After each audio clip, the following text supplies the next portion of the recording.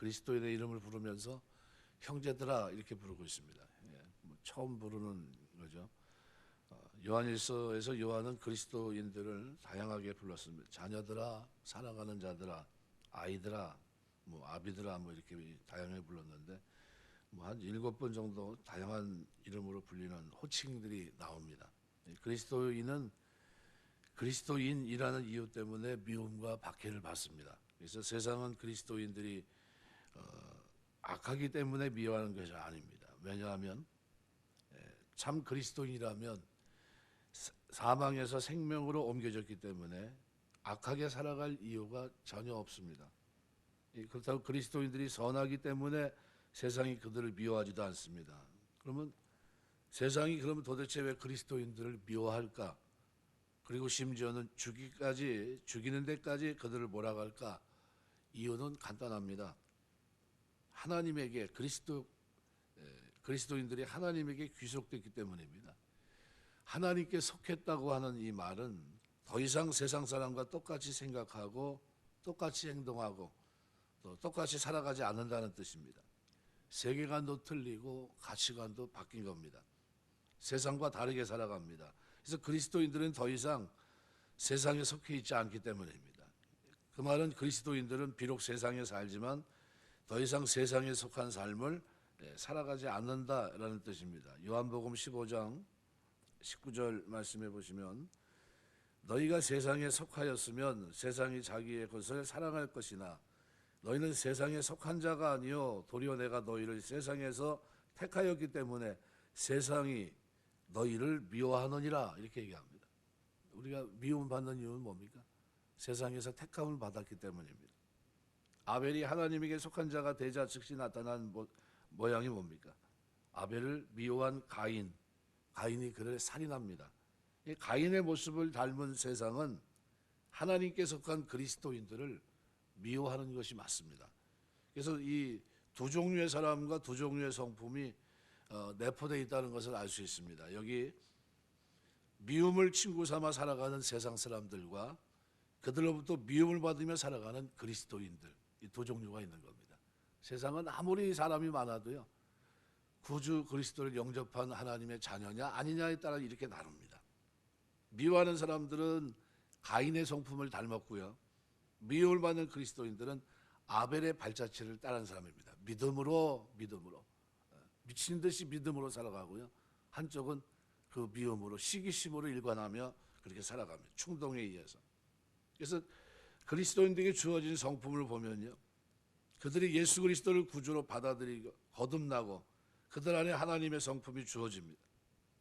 사도 요한은 그 성품을 하나님의 씨, 요한일서 3장 9절 그렇게 말합니다. 하나님께로 난 자마다 죄를 짓지 않은 이는 하나님의 씨가 그 속에 거하며 그가 범죄하지 못하는 것은 하나님께로부터 났습니다. 왜 죄를 짓지 않습니까? 하나님의 씨가 있고 하나님으로부터 났기 때문이에요. 우리가 그러는 존재입니다. 하나님의 씨라고 표현합니다. 그 성품을. 베드로는 이것을 베드로서 1장 3절에서는 신기한 능력으로 표현하고 있고요, 바울은 성령의 인침이라는 단어를 통해서 예배서 1장 13절에서 설명합니다. 그러니까 사도 요한은 본문에서 사망에서 생명으로 들어갔다고 묘사합니다. 요한이 사용한 이 생명은 그리스도의 생명입니다. 요한복음 14장 6절 말씀대로 내가 곧 길이요 진리요 생명이니 이 영원한 생명입니다. 요한은 다른 곳에 똑같은 내용을 묘사하면서 요한복음 5장 24절에서도 사망에서 생명으로 옮겨진 결과 얻은 영생, 이것은 다름 아닌 예수님이 지시하셨던 말씀하셨던 생명인 것입니다. 그리스도인이 이런 생명을 얻게 된 것은 노력에 의해서 주어진 것이 아닙니다. 그의 아들 예수 그리스도를 빛으로 보내셨기 때문에 가능했고, 그 빛 때문에 그들이 죄인인 것도 깨닫게 되었고, 그 빛 때문에 예수 그리스도가 그들의 구주라는 사실도 깨닫게 됩니다. 뿐만 아니라 그때부터 그들은 빛 가운데 살아가는 빛의 자녀가 되어 요한일서 1장 5절 말씀대로 빛의 자녀들이 드러나는 가장 두드러진 특징은 형제에 대한 사랑입니다. 그러니까 내가 구원받았고 하나님의 자녀가 됐고 하나님 백성으로 살아가는데 나로부터 시작된 게 아니에요. 이것이 하나님의 은혜의 시작입니다. 그래서 이 은혜 안에 거하게 되는 사람들은 이런 모습이 나타나요. 형제 사랑. 그런 이유 때문에 요한은 이렇게 오늘 14절에 표현합니다. 우리는 형제를 사랑함으로 사망에서 옮겨 생명으로 들어간 줄을 알거니와 사랑하지 아니하는 자는 사망에 머물러 있느니라. 사랑해도 되고 안 해도 되고 그런 선택이 있는 게 아닙니다. 거듭났기 때문에, 태어났기 때문에, 그저 그 빛이 비춰졌고 어둠에서 벗어났기 때문에 하나님과의 바른 관계, 사귐 있는 삶으로 들어갔기 때문에 그 삶에 당연히 예수 믿는 사람들은요, 하나님의 성품이 나타나요. 그게 사랑입니다. 빛, 생명, 사랑. 이 테두리 속에 그리스도인들은 살아갑니다. 하나님에게서 온 빛으로 인해서 생명을 얻게 됐고 그 생명 때문에 서로를 사랑하게 됩니다. 이것이 얼마나 놀라운 삶입니까? 우리가 계획했던 일이 아니에요. 이것은 하나님의 계획 속에 있었던 일입니다. 반면에 세상에 속한 사람들은 그리스도인들을 미워합니다. 이유는 분명합니다. 그들은 어둠에 있기 때문에 그래요. 빛을 알지 못합니다. 빛 가운데 행할 수 없어요. 그래서 3장 19절 말합니다. 이로써 우리가 진리에 속한 줄을 알고 또 우리 마음을 주 앞에서 굳세게 하리니, 이렇게 표현합니다. 다른 말로 표현한다면 그들은 사망 가운데 살고 있다는 겁니다. 세상에 속한 사람들의 세 가지 속성은 뭡니까? 미움, 어두움, 사망이에요. 완전히 다릅니다. 기찻길을 얘기하면요, 평행선을 걷고 있어요. 이쪽에서 이쪽으로 넘어가는 게 쉽지 않아요. 그런데 그것을 넘어갈 수 있도록 하나님 우리에게 빛을 비추셨어요. 하나님의 은혜로 거듭나게 하시고 새 생명을 우리에게 탄생하시게 하시고 그리고 사랑하며 살게 하신 겁니다. 그래서 그 사랑하며 사는 모습을 보면서 저가 빛 가운데 있구나, 하나님의 자녀구나, 하나님과 사귐 있는 사람이구나 하는 것을 여실히 알게 됩니다. 영적인 의미로 생각해 보면 세상 사람과 그리스도인들의 세 가지 대조, 이 가운데 가장 두드러진 특징은 결국은 생명과 사망이에요. 빛이 비치고 그리고 결과로 얻어진 것이 뭡니까? 바로 생명입니다. 어둠 속에 있는 그 결과가 뭡니까? 결국은 사망입니다. 그 이유는 너무나 분명해요. 세상 사람들의 미움, 어두움은 영적으로 죽었기 때문에 생겨난 속성입니다. 대도적으로 그리스도인들의 빛과 사랑은 생명 때문에 생겨났습니다. 그런 이유 때문에 사랑과 생명의 영적 의미를 알아봐야 해요. 그 이유도 분명합니다. 세상 사람들이 사망 가운데 있는 것은 그들의 육신의 생명이 죽었다는 뜻이 아닙니다. 바로 세상 사람들이 사망에 있다는 것을, 그럼 도대체 무슨 뜻인가? 가장 핵심적인 뜻은 그들 안에 하나님의 영이 없다는 거예요. 그러니까 본래 하나님은 인간을 창조하시는데 그들 안에 하나님의 영을 불어넣으십니다. 창세기 2장 7절. 자, 우리가 우리의 하나님의 형상으로 지음받게 하시고 코에 생기를 불어 사람이 생명이 되게 하십니다. 그 결과 그들은 하나님의 영이신 하나님과 대화와 사랑을 나누는 교제를 즐길 수 있었습니다. 불행하게도 마귀의 꼬드김에 넘어간 첫 인간은 하나님 명령을 어기는 불순종을 강명합니다. 불순종의 결과는 하나님의 경고대로 영적 사망이었습니다. 다시 말해 그들은 하나님과 연결시켜줄 하나님의 영이 그들을 떠났던 겁니다. 그때부터 인간은 영적으로 죽은 상태에 살아갑니다. 영적으로 죽은 사람은 하나님을 알지 못하고 영적인 일을 이해하지 못합니다. 따라서 그들은 자신들이 하나님 앞에 죄인이라는 사실도 알지 못하고 그들의 죄 때문에 언젠가는 책임이 추궁된다는 사실도 알지 못합니다. 무엇보다 불행한 사실은 영적으로 죽은 자들이 그들도 알지 못하는 사이에 매일 죽어가고 있다는 것을 자각하지도 못합니다. 이것이 얼마나 비참한 것인지 알지 못합니다. 그들은 태어나는 순간부터 태령의 길을 접어듭니다. 한참 피어난 것 같더니 어느새 육체는 시들고 마음은 무기력해 갑니다. 마침내 그들은 육체적인 죽음을 경험한 후 하나님의 심판대 앞에 서서 그들의 삶에 대한 책임을 지고 심판을 받게 될 겁니다. 그 결과 영원한 죽음을 맛보게 돼요. 이것이 영적으로 죽은, 하나님을 떠난, 하나님의 영이 없는 자들의 결과예요. 그러나 그리스도인들의 생명에 대해서는 다릅니다. 그들은 물론 이 세상에 태어날 때 영적으로 죽은 자들이었어요. 그들도 하나님은 물론 영적인 일에 대해서 아무것도 알지 못했지만 하나님의 역사로 그 은혜로 거듭납니다. 거듭나는 순간 성령의 내주로 기름 부음으로 인침으로 그들에게는 하나님의 생명이 주어집니다. 요한의 표현대로 사망에서 옮겨 생명으로 들어갑니다. 그렇게 옮겨진 순간부터 그들은 영원한 생명을 누리기 시작합니다. 생명을 누린다는 것은 무엇보다 성장한다는 것을 뜻합니다.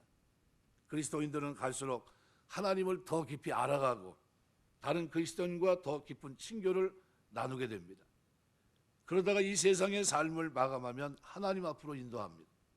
그리고 충성스러운 그들의 삶에 대한 보상을 받을 뿐만 아니라 하나님과 중단 없는 교제를 나누게 됩니다. 무엇보다 이 세상에서 함께 신앙 안에서 미움과 박해를 받던 다른 그리스도인들을 기쁘게 만나게 돼요. 영원한 생명을 누리는 존재가 된 겁니다. 이게 가는 길이 틀려요. 살아가는 삶의 질도 다르고요. 기쁨도 말할 것도 없습니다. 그들에게 없는 평안이 있고요. 그들에게 없는 기쁨이 그리스도 안에 있습니다. 그렇다면 그리스도인들은 그들 안에 새로운 성품이 주어졌다는 것을 어떻게 알 수 있을까?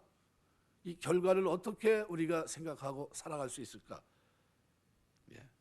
사망의 생명으로 들어간 사실을 어떻게 알 수 있냐는 거예요. 요한에 의하면 그들에게 생명이 있는 몇 가지 증거를 얘기합니다. 첫 번째는 그들이 세상과 다르게 되었다는 겁니다. 비록 몸은 세상에 있지만 세상에 속해 있지 않게 됐습니다. 에클레시아 교회입니다. 세상에서 부름받아 하나님의 몸을 이룬 종들이 된 겁니다. 유기체예요. 그런 까닭에 그들은 세상에 속한 사람들의 생활 방식과는 전혀 다른 생활 방식을 갖게 돼요. 가치관도 다르고요. 세계관도 다릅니다. 생각하는 게 달라요. 두 번째는 그들이 세상으로부터 미움받았다는 사실입니다. 만일 그리스도인이 세상 사람들과 별반 다르지 않다면 세상으로부터 미움을 받을 이유가 전혀 없어요. 그런 이유 때문에 요한은 분명히 말합니다. 형제들아, 세상이 너를 미워해도 이상히 여기지 말아라. 미움은 그들이 그리스도인이 된 소극적인 증거이기 때문에 너무나 당연한 결과입니다. 이것은 산 증거와 같은 겁니다. 세 번째로 그리스도인들이 영적인 일을 이해하기 시작했다는 겁니다. 지난날에는 영적인 일이 뭔지를 몰랐지만 이제는 영적인 일을 알아요. 하나님의 뜻을 알고 왜 사는지 아는 분명한 이유를 압니다. 사도 요한은 이렇게 말했을 이유가 없어요. 만일 영적인 일을 이해하지 못했다면 요한일서 2장 20절 말씀대로 너희는 거룩하신 자에게서 기름 부음을 받고 모든 것을 아느니라. 전혀 몰랐을 거예요. 근데 이제는 어떻게 해요? 압니다. 하나님의 일들을 알고요. 하나님 뭘 원하는지 알고요. 어떻게 살아가는 것이 영광인지 압니다. 물론 영적인 일을 처음부터 전부 알지는 못해도 적어도 구원에 대한 이 가르침은 경험적으로 이해할 수 있게 됩니다. 그리고 신앙적으로 성장하면서 그들은 영적인 일들을 보다 깊이 이해하게 돼요. 네 번째로 그들에게 형제에 대한 사랑이 있다는 사실입니다. 가장 큰 증거입니다. 만일 형제를 사랑하지 않으면 그들은 여전히 사망에 머물러 있는 겁니다. 형제 사랑은 그리스도인들이 가질 수 있는 가장 확실한 증거입니다. 형제를 사랑하지 않는다면 어떻게 하나님을 같은 아버지로 모실 수 있습니까? 더군다나 미움의 눈총을 사방에서 받고 있는 그리스도인들이 서로 사랑하지 않는다면 어디에서 사랑을 받을 수 있습니까? 더군다나 그리스도인들은 마지막 날에 하나님 앞에 모여 삶과 교제를 영원히 함께 누릴 사람들입니다. 만일 그리스도인들이 이 세상에 사는 동안 서로 사랑하지 않으면 어떻게 하나님 앞에서 서로를 마주보고 영원히 지낼 수 있겠습니까? 한 번 원수는 평생 원수가 될 수, 그런 관계로 간다면 천국 가서도 원수가 될 거 아니에요. 그거 다 풀어야 됩니다. 내려놔야 돼요. 아버지의 조건 없는 사랑 때문에 그들도 그리스도인이 되었다고 한다면 3장 1절 보라, 아버지께서 어떠한 사랑을 우리에게 베푸사 하나님의 자녀라 일컬음을 받게 하셨는가. 우리가 그러하도다. 그러므로 세상이 우리를 알지 못하면 그를 알지 못함이라. 그들도 조건 없이 형제를 사랑해야 되지 않겠습니까? 그런 삶이야말로 그리스도인들이 그들의 구주로 닮아가는 삶이 아니겠습니까? 이런 이유들이 우리에게 있어요. 하나님의 성품이 거듭나면서 우리에게 주어진 그 성품이 다양한 모습으로 나타납니다. 그걸 보면서 우리는 뭐예요? 아, 저가 구원받은 사람이구나. 하나님의 자녀구나. 빛 가운데 생명 가운데 있는 사람이구나. 어둠이 떨쳐졌구나 하는 것입니다. 말씀하겠습니다. 형제를 사랑하지 않는 것은 미워하는 것과 마찬가지입니다. 미움은 종착역이 살인입니다. 충동에 의해서, 사단에 의해서 바로 그걸 강조합니다. 그 형제를 미워하는 자마다 살인하는 자니 살인하는 자마다 영생이 그 속에 거하지 아니하는 것을 너희가 아는 바라. 그래서 산상수훈에서 예수님께서 바로 그 부분을 지나갔을 때 이건 너무나 사람을 미워하는 자는 살인하는 자라고 얘기했더니 이건 너무 강도가 센 거 아니야 얘기합니다. 누굴 빗대서 얘기한 겁니까? 첫사람 가인을 이제 빗대어서 얘기하신 겁니다. 살인의 결과, 미움의 결과가 살인으로 나타나는 것을 얘기했던 겁니다. 그래서 그 말은 가인의 행태를 상기시키고도 남습니다. 가인은 그의 친형제를 시기하고 미워한 결과 살인한 것과 똑같습니다. 그리스도인들은 형제를 사랑해야 됩니다. 두말할 필요 없이 사랑은 이론이 아니라 실제입니다. 액션입니다. 액션. 그런 까닭에 사도 요한은 앞으로 사랑의 구체적인 본보기와 사랑의 구체적인 행위를 제시할 겁니다. 그래서 3장 16절에서는 사랑의 모형을 설명합니다. 그가 우리를 위해 목숨을 버리셨으니 우리가 이로써 사랑을 알고 우리도 형제를 사랑하고 형제를 위해 목숨을 버린 것이 마땅하다. 그리고 사랑할 구체적인 행위를 17절, 18절에서 얘기합니다. 내일 모레 양일간에 이 부분을 설명하면서 이것이 왜 사도 요한이 얘기하고 싶었던 얘기가 뭔지 우리가 생각하면서 은혜를 나누려고 합니다. 그리스도인의 사랑은 삶의 현장에서 실현돼야 될 사랑입니다. 이것이 진정한 사랑이고 그런 구체적인 사랑을 통해 그들이 진정으로 그리스도인이라는 것을 나타내는 거예요.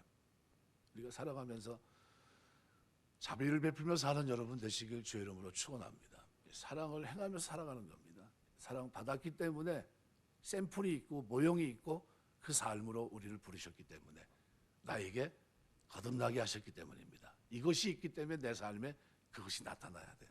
그것이 없다면 그는 뭡니까?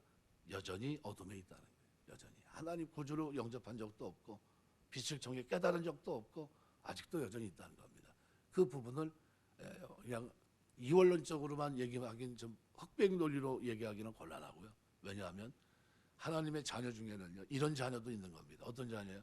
구원은 받았는데 하나님의 뜻을 억지로 어기면서 그렇게 행하지 않고 마음의 감동을 애써 잊어버리며 사는 사람들이 있다는 거죠.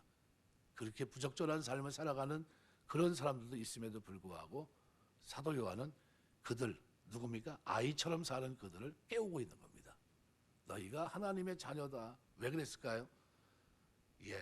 1세대와 2세대가 다른 겁니다. 초대교회에 놀라운 역사가 일어났을 때와 그 역사가 한 몇십 년 지나고 난 후에 다음 세대들은 그 마음이 말과 혀로 사랑하게 됐기 때문입니다. 그래서 다시 어떻게 해요? 그들을 일깨울 필요가 있었던 겁니다. 너희에게 있는 참 사랑은 이런 사랑인데 이 사랑이 왜 너희에게서 말과 혀로만 나타나는지 모르겠다. 너희의 사랑은 행함과 진실함으로 나타나야 된다 하면서 형제 사랑을 얘기했던 겁니다. 우리 하나님 섬기며 사는 동안 형제 사랑은 여러분 마음판에 새기시고 사세요. 형제 사랑은 내가 살아있기 때문에 나타내야 될 삶이다. 내가 영생에 속했기 때문에 나타나는 삶이고 이 삶은 가장 행복한 삶이다. 잊지 마시고 그런 축복 가운데 사는 저와 여러분 다 되시길 주의 이름으로 축원합니다. 기도하겠습니다.